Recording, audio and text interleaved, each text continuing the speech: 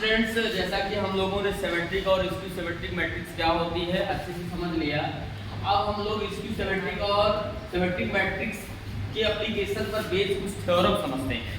तो theorem first है, इसका स्टेटमेंट है कि the sum of a matrix and its transpose is always a symmetric matrix whereas its difference is always a skew symmetric matrix.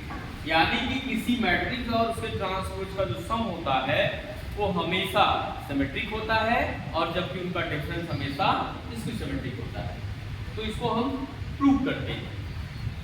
तो मान लीजिए हमारा एक मैट्रिक्स है आपकी, मान लीजिए ए एक मैट्रिक्स है, ए आपका ए एक मैट्रिक्स है मानते हैं, और एक मैट्रिक्स है।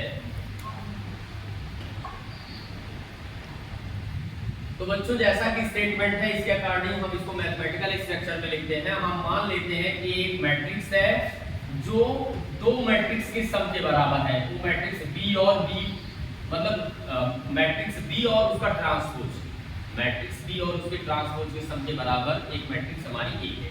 अब हमको ये प्रूव करना होगा कि ए एक सिमेट्रिक मैट्रिक्स है।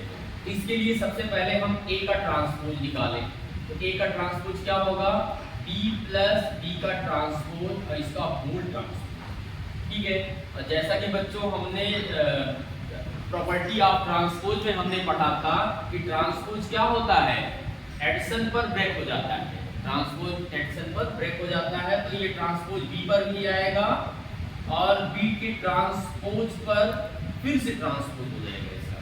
ठीक है, और फिर हमने प्रॉपर्टी नंबर थर्ड में पढ़ा था, सेकंड या थर्ड में जो भी है, कि 2 टाइम्स अगर ट्रांसपोज लेते हैं तो हमको इनिशियल मैट्रिक्स मिल जाती है, हमको इनिशियल मैट्रिक्स मिल जाती है। तो इस तरह से बच्चों हमारा बी का ट्रांसपोज प्लस बी हुआ। इसको हम चाहे तो क्योंकि इसका सम क्या होता है, कम्पिटिटिव होता है, इसको हम बी प्लस बी का ट्रांसपोज भी लिख सकते हैं। और आपको पता है इक्वेशन नंबर फर्स्ट से बी प्लस बी का ट्रांसपोज किसके बराबर है, ए के बराबर है। तो इस तरह से बच्चों ए का ट्रांसपोज फिर से ए आ गया।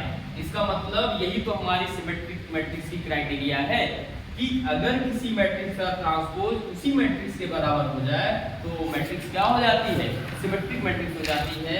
इससे प्रूव होता है कि किसी भी मैट्रिक्स का सम और उसके ट्रांसपोज, किसी मैट्रिक्स और उसके ट्रांसपोज का सम हमेशा सिमेट्रिक मैट्रिक्स होता है।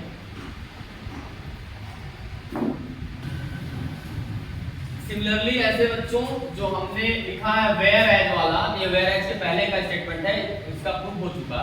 इसी तरह हम डिफरेंस देखेंगे तो हमको प्रूव करना है कि क्या डिफरेंस किसी मैट्रिक्स और उसके ट्रांसपोज का डिफरेंस स्क्यू सिमेट्रिक होता है, इसको हमको प्रूव करना है। तो हम मान लेते हैं कि एक हमारी मैट्रिक्स सी है जो कि एक मैट्रिक्स डी और इसके ट्रांसपोज के डिफरेंस के बराबर है। तो हमको चूंकि इनका इसको इसकी सिमेट्रिक लेना है, इसके लिए सबसे पहले एक हम ट्रांसपोज लेंगे। तो सी का ट्रांसपोज लेते हैं, सी डैश, ये हो जाएगा डी माइनस डी डैश, मतलब डैश का मतलब ट्रांसपोज।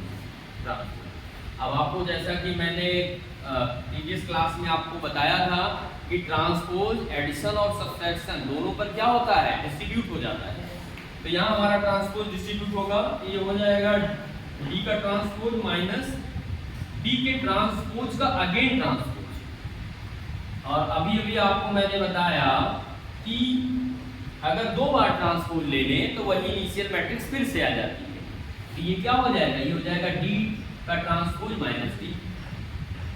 अब आपको बच्चों पता है कि डिफरेंस कम्पिटिटिव नहीं होता, डिफरेंस कम्पिटिटिव नहीं होता। इसके लिए हमको यहाँ पर माइनस कॉमन लेंगे तभी उनका क्रम चेंज हो सकता है। हम यहाँ माइनस कॉमन ले लेते हैं, दिया आता है डी माइनस डी का ट्रांसपोज।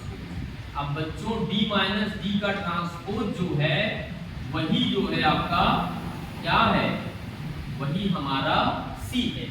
क्वेश्चन नंबर इसको हम सेकंड बना देते हैं, अगर सेकंड बना देते हैं तो सेकंड से यहाँ पर यही हमारा क्या है, सी है।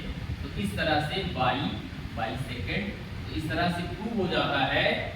और यहाँ पर भी हम लिख लेते हैं आपका ये बाई फर्स्ट लिख देते हैं, बाई फर्स्ट। तो इस तरह से ये प्रूव हो जाता है कि किसी भी मैट्रिक्स और उसका और उसके ट्रांसपोज का डिफरेंस हमेशा स्क्यू सिमेट्रिक होता है, क्योंकि यहाँ स्क्यू सिमेट्रिक की क्राइटेरिया प्रूव होती है।